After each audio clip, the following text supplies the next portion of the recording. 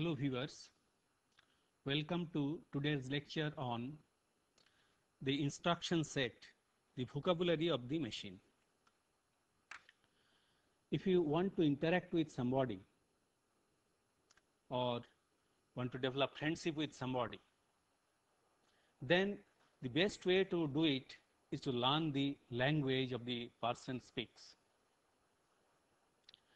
Obviously, in this course, we are interested in having close interaction with microprocessors and microcontrollers.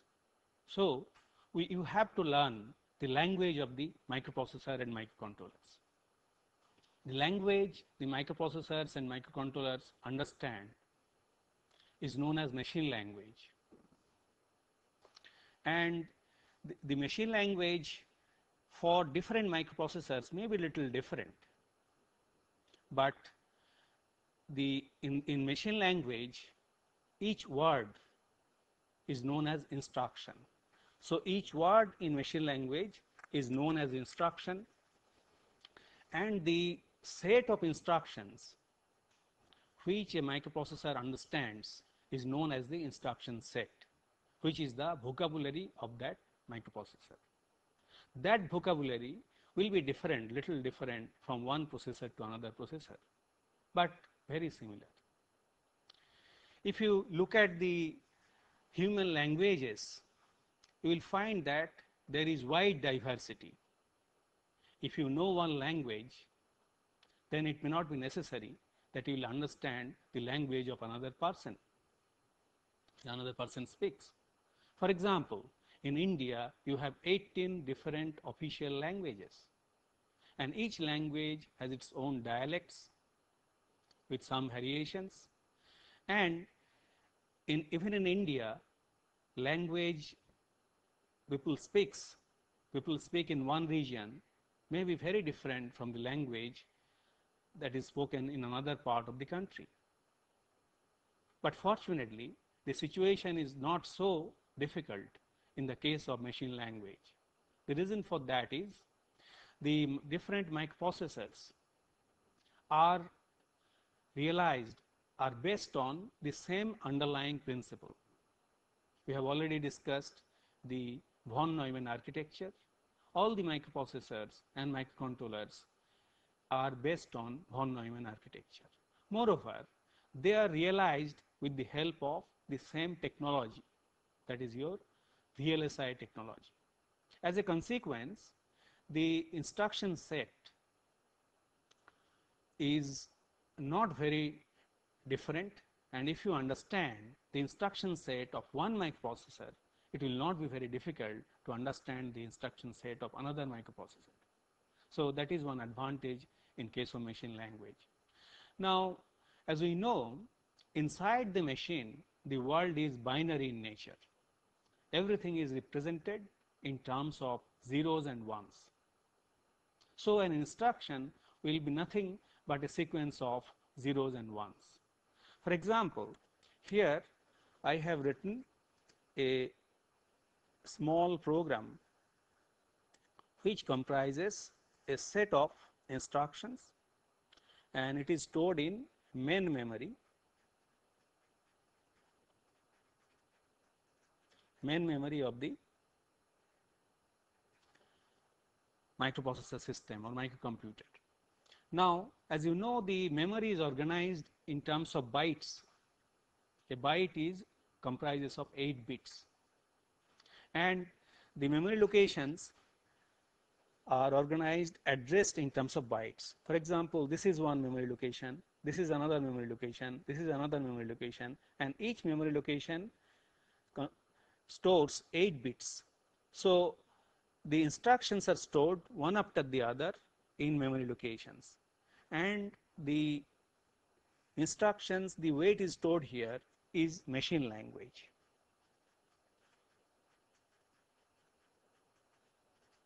Machine language.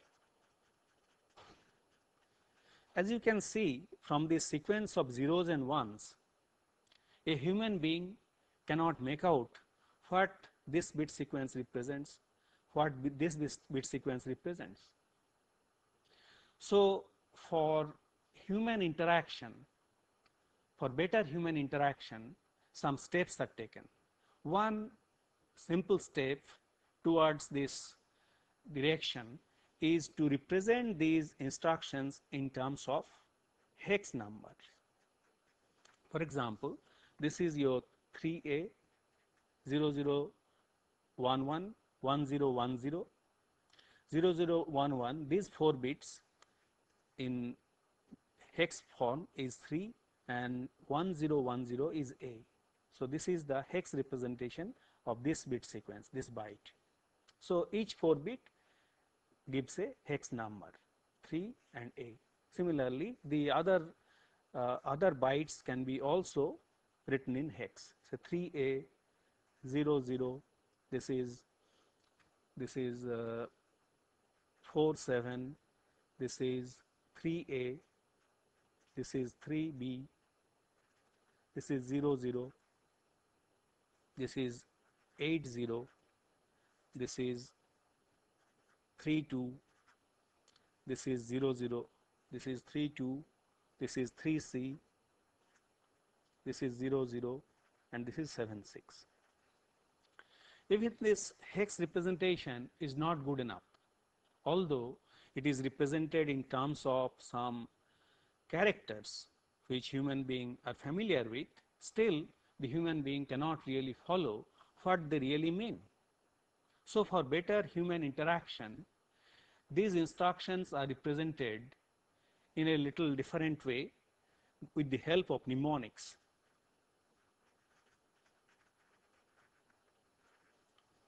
In which each instruction is represented with the help of a with the help of a symbol.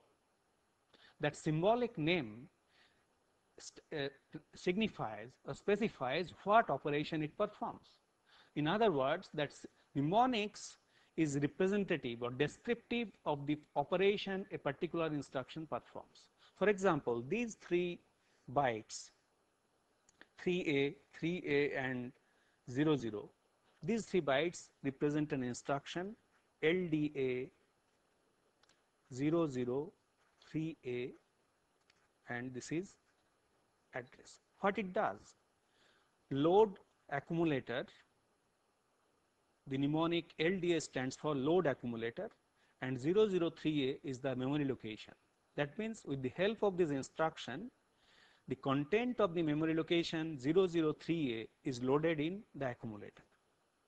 So this is the operation, this is the instruction 3A, 3A, 00, or these 3 bytes up to this represents this instruction.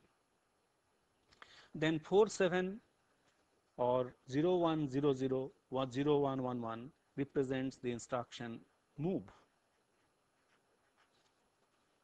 BA. What it does? It, from this mnemonic representation or symbolic representation, we find that we can understand very easily what it really performs. It moves the data stored in accumulator to another register B. You know, inside the microprocessor there is a register, general purpose register B, so that data from the accumulator is transferred to the accumulator B. That is the operation performed by this particular instruction, and this instruction is only 1 byte in length. The next instruction again performs load operation LDA 003B hex, and the instruction is of 3 bytes in length. Similarly, 80 performs addition operation. This is the mnemonic for this instruction 80, which is in hex, add B. So it performs addition of the content of the accumulator with that of the register B. Then next instruction stores the result STA in location 003C, and the instruction goes up to this. So it is also a 3 byte. It is of 3 bytes. Then the last instruction is halt.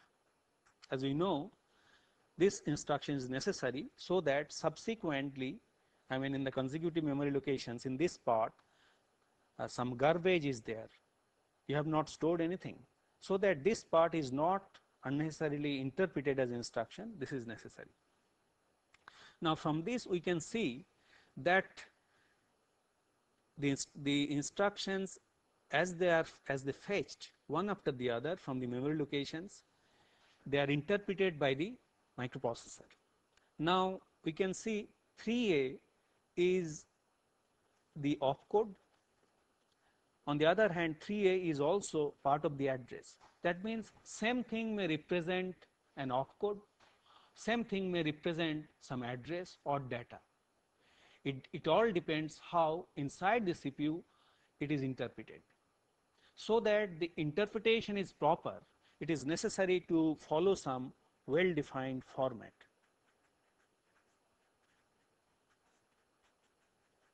So it is necessary to use well-defined format for these instructions. Otherwise, the microprocessor, the CPU will not be able to interpret these instructions as they are fetched into the CPU. Now, so we shall discuss in this lecture the format of these instructions, various instructions. Apart from that, let us try to understand what are the various issues that is involved in understanding instruction set. Another important aspect is the data types, or in other words, how data is represented and how it is processed inside the processor. So here, for example, in the memory location 003A, some data was stored. How it is stored in here, in what form, that has to be understood, and also how the addition is being performed, what kind of data types it is processing. For that purpose, you have to understand what are the different types of data types a microprocessor is processing or executing can execute. Finally, you have to understand various addressing modes. What are the various addressing modes? What do you mean by that?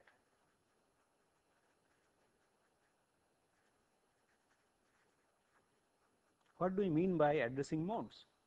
We have seen that you have to represent or reference data, you have to reference address or instruction inside the memory, and you can do it in a number of ways, in several ways.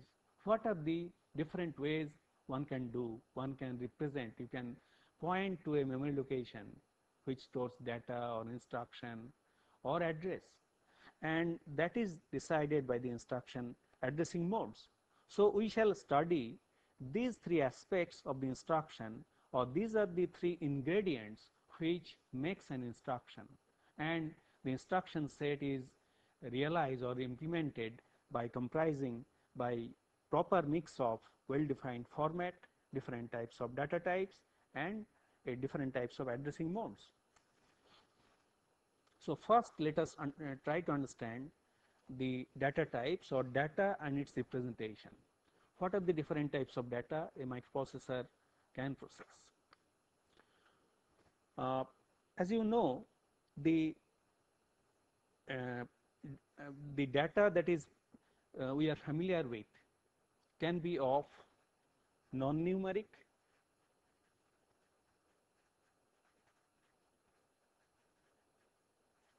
or numeric in nature. But before I discuss about non-numeric and numeric data, it is necessary to understand what do we really mean by data. Data, by data we mean something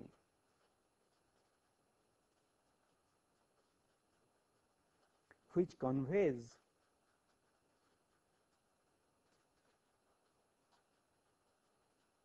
some meaning.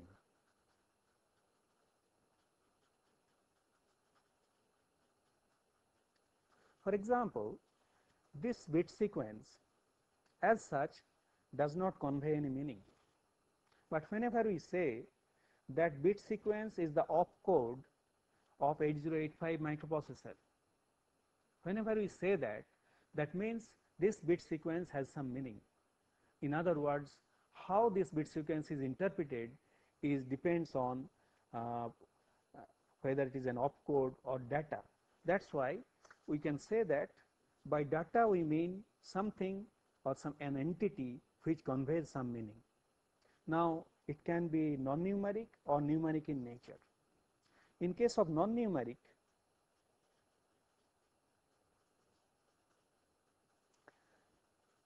it can be a sequence of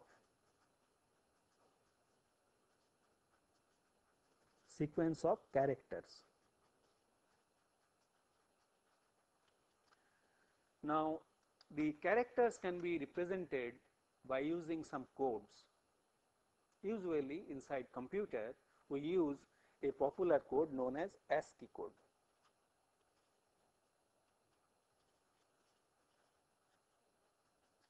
ASCII stands for American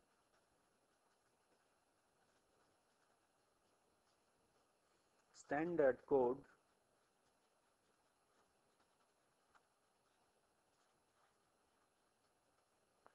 for Information Interchange.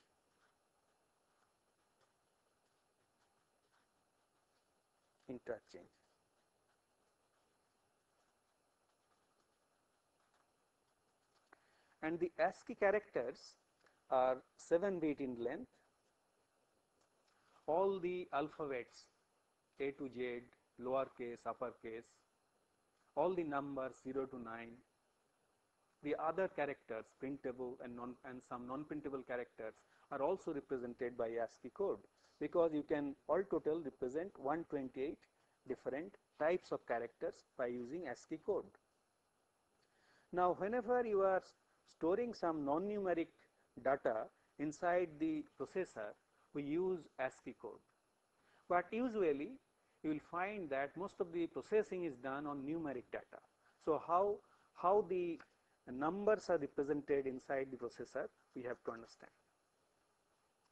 And first of all, before we consider the number representation, the way it is done by the processor, let us try to understand the number systems with which we are familiar with, that is your decimal number system.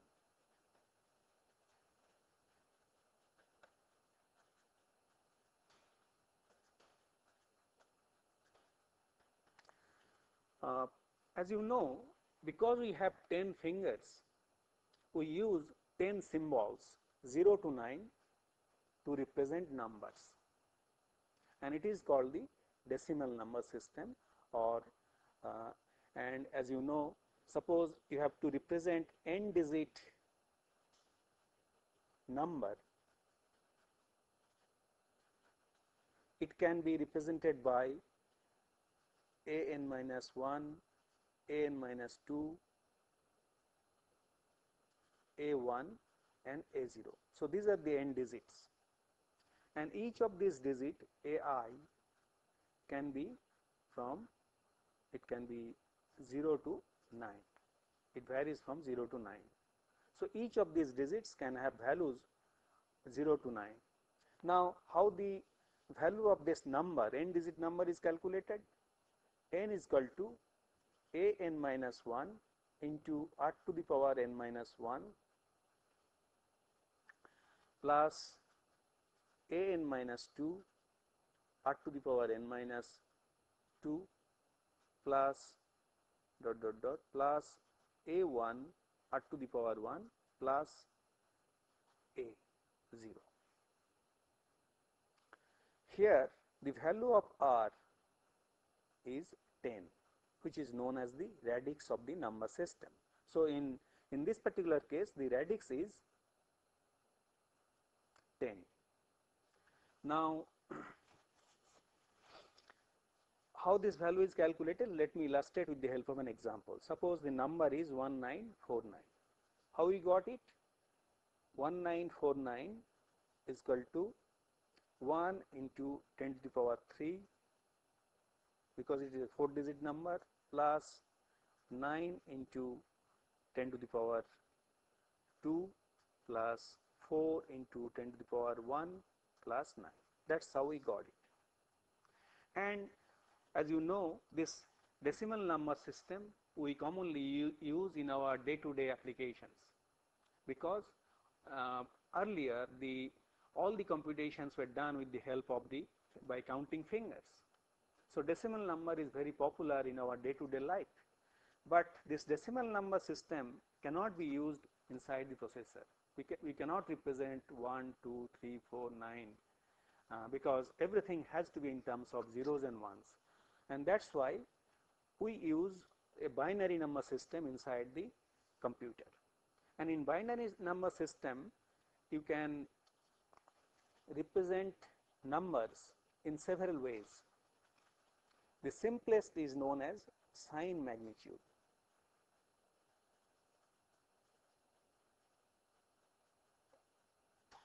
In which it has got two components, sign and magnitude.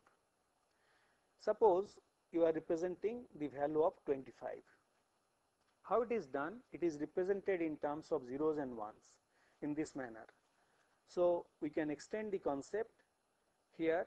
Here it will be just like your decimal numbers. We can extend it in this way. It will be here the radix will be 2. So it will be, say, for an n digit number, the value will be a n minus 1 r to the power n minus 1 plus, where r is equal to 2, plus a n minus 2 r to the power n minus 2. So in this way a0. For example, 25 is represented as 1 1 0 0 1. So in this particular case, your ai can be either 0 or 1, and r is equal to 2 as I have told, which is known as the radix of the binary number system. Now, how do you get 25? 25 is obtained by, say, 25 is equal to 1 into 2 to the power 5 to the power 4 plus 1 into 2 to the power 3 plus 0 into 2 to the power 2 plus 0 into 2 to the power 1 plus 1. That's how you got 25. Now, how do you represent sign? In case of decimal number system, as we discussed earlier, we use two symbols. We use a symbol positive and negative to represent positive numbers, and negative to represent negative numbers. So we cannot store positive or negative symbols inside the processor, inside the memory of the computer. So we have to use something else. We can use the symbol, we can use, say, 0 to represent positive, 1 to represent negative. So plus 25 will be represented by 0 1 1 0 0 1, or minus 25 will be represented by 1 1 1 0 0 1. So this is the sign magnitude form of representation. Now, sign magnitude is not the only way of representing numbers in binary number system. Another alternative technique is known as ones complement form. In ones complement form, suppose it is 8-bit. It is an 8-bit number. So plus 25 in ones complement form is represented by 0 0 0 1 1 0 0 1. So altogether it is 8-bit. Here this is the sign bit, and these are the value of that or the magnitude of that integer number. How do you represent minus 25 in ones complement form? It is simply bit by bit complementation of each bit. We get 0 1 1 0 0 1 1 1, and this is the minus 25 in 1's complement form. And here we see that sign for positive is 0, sign for negative is 1. That is being retained, and we get this representation. And there is another representation, another alternative scheme that is used in binary number system is known as 2's complement number system. In 2's complement number system, say the positive number, say plus 25, is represented in the same way, say 0, 0, 0, 1, 1, 0, 0, 1. However, minus 25 is obtained by bit complementation and then adding 1 to it. So we get 1, 1, 1, 0, 0, 1, 1, 1. That's how you can get the 2's complement representation of minus 25. And this 2's complement form of representation is very popular inside the microprocessor and microcontrollers. The reason for that is it has got some advantages.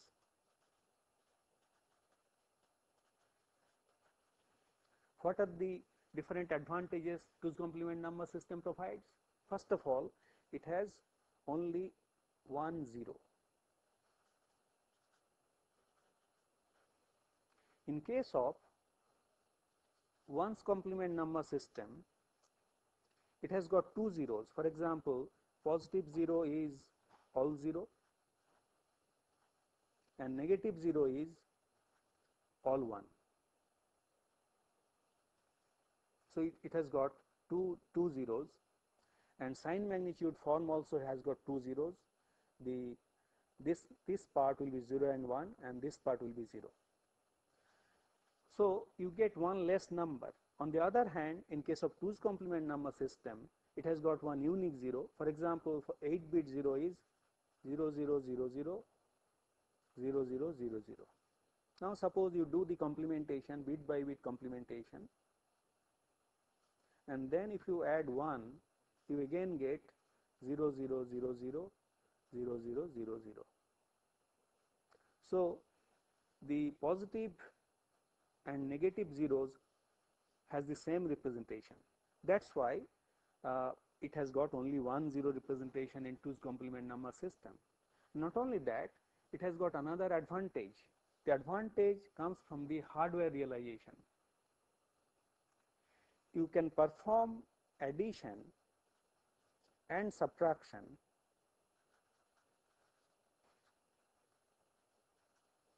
by the same hardware.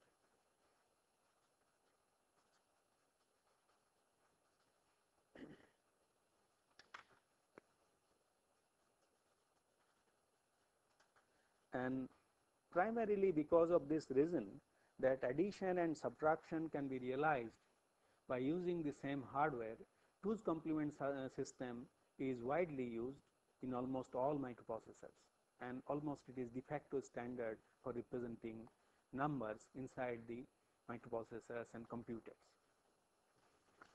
Now,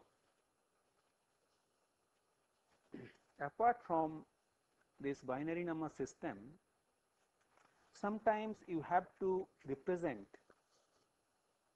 other numbers, for example, decimal numbers,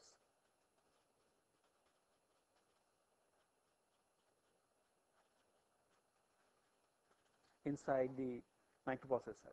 How you can do? The decimal numbers can be stored inside the memory. For example, in 1 byte,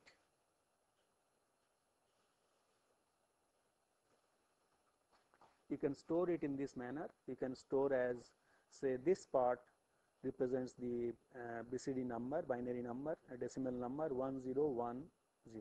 That is your 10. Actually, it will be from 0 to 9. So I think it will be, say, all 0 to, say, 0 0 0 1. 1, for example, is stored, and the other part, the remaining 4 bit, is not used. You can store a BCD number in binary coded decimal form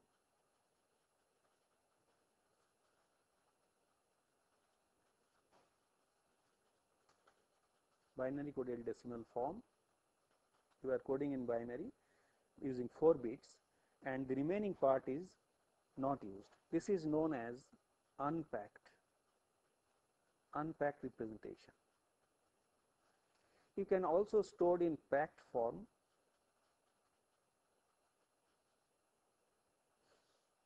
by storing 2 BCD values inside a single byte.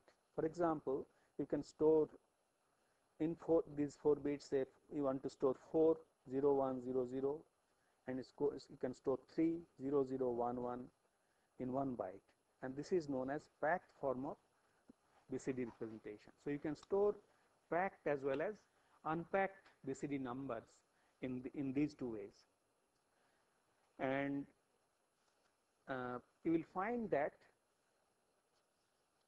the numbers usually for 8-bit microprocessors, it will be 8-bit word,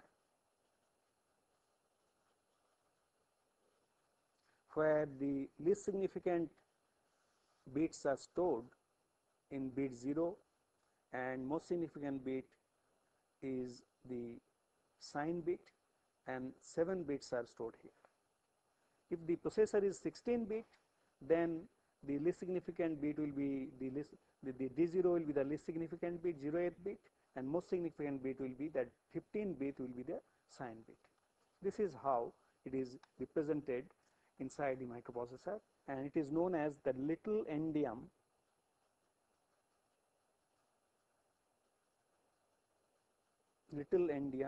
convention. Now let us focus on the instruction format. So we have discussed the typical the way the numbers are represented, the 2's complement number. Now let us focus on the instruction format, the way the different components of an instructions are stored inside the processor.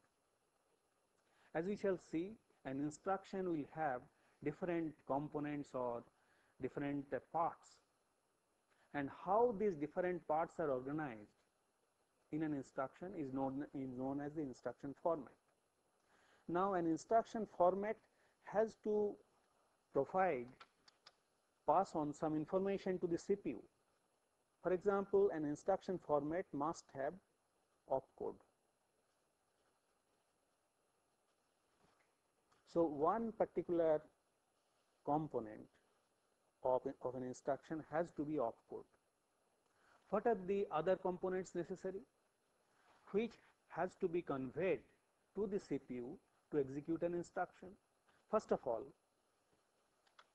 it must have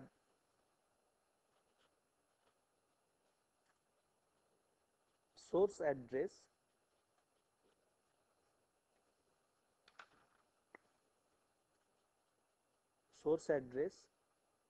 of operand 1.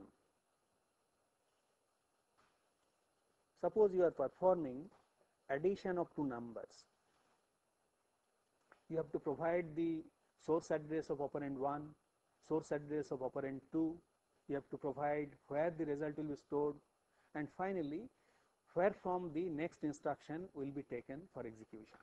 So the different components will be source address of operand 2,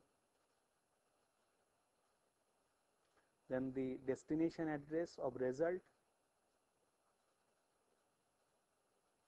where the result will be stored, and finally you have to provide the address of the next instruction. Now if you want to provide all this information, opcode, source address of operand,